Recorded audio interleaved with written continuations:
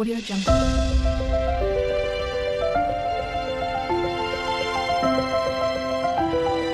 Audio Jungle.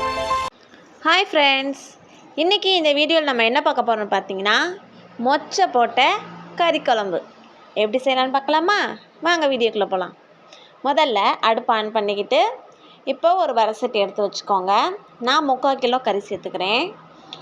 இப்போது 2 கரண்டி எண்ணெய் ஊற்றிக்கிட்டு நான் காட்டுற அளவு வெங்காயம் ஒரு கை அளவுக்கு எடுத்துக்கலாம். சின்ன வெங்காயம் நான் எடுத்திருக்கேன். மொச்சை போடுறதுனால நம்ம சின்ன வெங்காயம் போட்டுக்கலாம். இப்போது பட்டை, கிராம்பு, ஏலக்காய், பிரியாணி இலை அதை போட்டாச்சு. எல்லாத்துலேயும் ஒன்று ஒன்று போட்டுக்கோங்க. நெக்ஸ்ட்டு ஒரு கை அளவுக்கு நான் எடுத்தது சின்ன வெங்காயத்தை போட்டுக்கலாம். கூடவே 2 பச்சை மிளகாய். பெரிய வெங்காயம் இருந்தாலும் பெரிய வெங்காயம் போடலாம். மொச்சை போடுறதுனால சின்ன வெங்காயம் போட்டால் தான் அதோட டேஸ்ட் இருக்கும். அதனால நம்ம சின்ன வெங்காயம் சேர்த்துக்கலாம். இப்போது கொஞ்சம் கிண்டி விட்டுக்கோங்க. சீக்கிரமாக நமக்கு வெங்காயம் அந்த ப்ரௌன் கலரில் வரணும் அப்படின்னா நம்ம உப்பு சேர்த்துக்கிட்டால் சீக்கிரமாக வந்துடும். அதுக்கப்புறம் கொஞ்சமாக ஜிஞ்சர் கார்லிக் பேஸ்ட்டு, இஞ்சி பூண்டு பேஸ்ட்டு சேர்த்துக்கலாம்.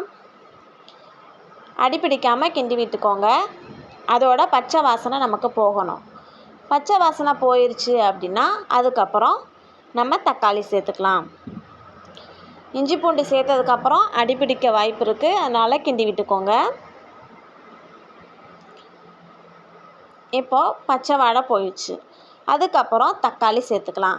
தக்காளி நான் ஒரு 3 தக்காளி எடுத்திருக்கேன். எல்லாமே மீடியம் சைஸு, ரொம்ப சின்னது கிடையாது, மீடியம் சைஸு. 3 தக்காளி போட்டுக்கலாம். தக்காளி நல்லா வெந்து வரணும். அதுக்கு மூடி போட்டு மூடிக்கோங்க. நல்லா இப்போது தக்காளி வெந்துருச்சு. அந்த தண்ணியெல்லாம் நிறையா வந்துருச்சு பாருங்கள். அந்த தண்ணி வற்றி தக்காளியும் நல்லா மசியணும். அதுக்கப்புறம் நம்ம இப்போ கறி சேர்த்துக்கலாம். கறியை நல்லா மஞ்சள் போட்டு கழுவி எடுத்துக்கலாம். 1க்கு 3 வாட்டி கழுவிக்கோங்க. கழுவினதுக்கப்புறமா நம்ம இப்போது நான் 3/4 கிலோ அளவுக்கு கறி எடுத்திருக்கேன். அதை போட்டு கோழிக்கறி எடுத்திருக்கேன். போட்டு நல்லா மிக்ஸ் பண்ணி கிண்டி விட்டுக்கலாம். இப்போ கொஞ்சமாக மஞ்சத்தூளும் சேர்த்துக்கோங்க. மஞ்சத்தூள் சேர்த்து நம்ம கறி கழுவும் மஞ்சத்தூள் போட்டிருப்போம். இருந்தாலும் குழம்புக்கும் மஞ்சத்தூள் கொஞ்சம் போடுறது ரொம்பவே முக்கியம். மஞ்சத்தூள் நல்லது தானே.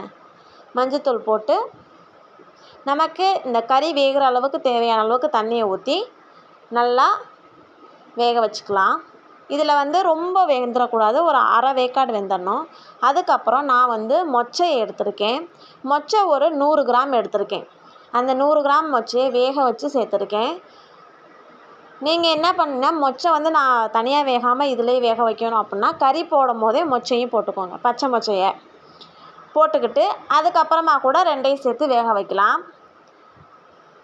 நான் தனியாக வேக வச்சு இதில் போட்டுக்கிட்டேன். அப்படி சேர்த்தாலும் டேஸ்ட்டாக தான் இருக்கும், இப்படி சேர்த்தாலும் டேஸ்ட்டாக தான் இருக்கும். ரெண்டுமே வேகிறது தான். அரை வேக்காடு இது கறி அரை வேக்காடு வந்திருக்கு, மொச்சை அரை வேக்காடு வந்திருக்கு. ரெண்டும் சேர்ந்து இப்போ மசாலாவோட கொதிக்க வைக்கும் போது அந்த மசாலாவும் மொச்சைக்குள்ளே இறங்கி ஈவனாக ரெண்டுமே நல்லா வெந்து வந்துடும்.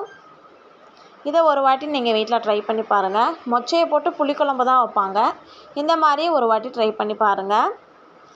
இப்போ மிளகாத்தூள் சேர்த்துக்கிறேன் 2 ஸ்பூன். உங்கள் காரத்துக்கு தகுந்த மாதிரி நீங்கள் மிளகாத்தூள் சேர்த்துக்கலாம். நான் சிக்கன் மசாலா போட்டுக்கிறேன். சிக்கன் மசாலா ரொம்ப சேர்க்க வேணாம், கொஞ்சமாக சேர்த்துக்கோங்க.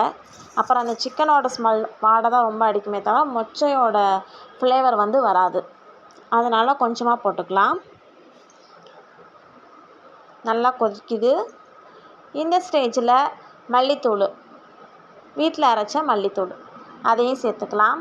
மல்லித்தூள் எல்லாம் கலராக இருக்குதுன்னு பார்க்குறீங்களா? இதில் மிளகாத்தூளும் சேர்ந்து அரைச்சதுனால கொஞ்சம் கலராக இருக்குது. அதில் நான் இப்போ 2 ஸ்பூன் சேர்த்துருக்கேன். உங்களுக்கு காரத்துக்கு தகுந்த மாதிரி சேர்த்துக்கலாம்.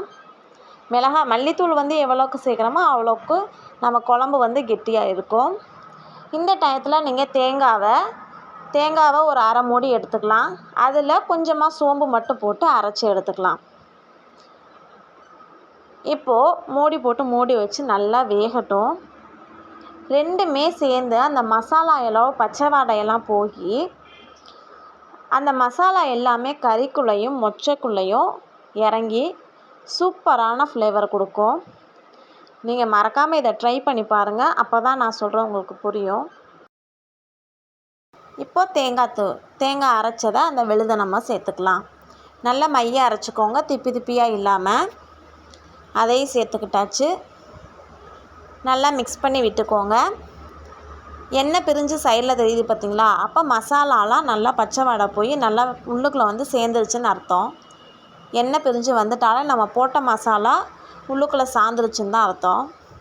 இப்போ தேங்காய் போட்டுட்டு ரொம்ப கொதிக்க வைக்க வேணாம். எப்போவுமே தேங்காய் போட்டதுக்கப்புறம் ரொம்ப கொதிக்க வைக்கக்கூடாதுன்னு சொல்லுவாங்க. இப்போ சிம்மில் வச்சிடலாம். கிண்டி விட்டுட்டு சிம்மில் வச்சுருங்க. இப்போ தேவையான அளவு உப்பு போதுமா என்னன்னு பார்த்துக்கோங்க. பார்த்துக்கிட்டு மூடி வச்சிடலாம். இதை நம்ம இடியாப்பத்துக்கும் சாப்பிட்லாம், சாதத்துக்கும் சாப்பிட்லாம், இட்லிக்கும் சாப்பிட்லாம். சிம்மில் வச்சு இப்போ திறந்து பார்த்திங்கன்னா எண்ணெய் நல்லா பிரிஞ்சு வந்திருக்கும். நம்ம எவ்வளோ எண்ணெய் ஊற்றுனோமோ அந்த எண்ணெய் ஃபுல்லாகவே மேலே வந்துடும். அவ்வளோதான். அப்புறம் கொத்தமல்லியை போட்டு நம்ம இறக்கிடலாம். அவ்வளோதான்.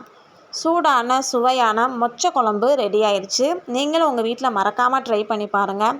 இதே மாதிரியே நிறைய ரெசிபி என்னோடய சேனலில் நான் போட்டிருக்கேன். மறக்காமல் போய் செக் பண்ணி பாருங்கள்.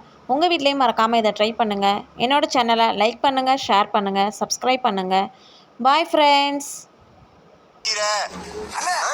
ஏதோ சென்டிமெண்டா கேக்குறானே, போனா போகுதுண்ணே, ஒரு குத்து குத்துண்ணே, அப்படியா?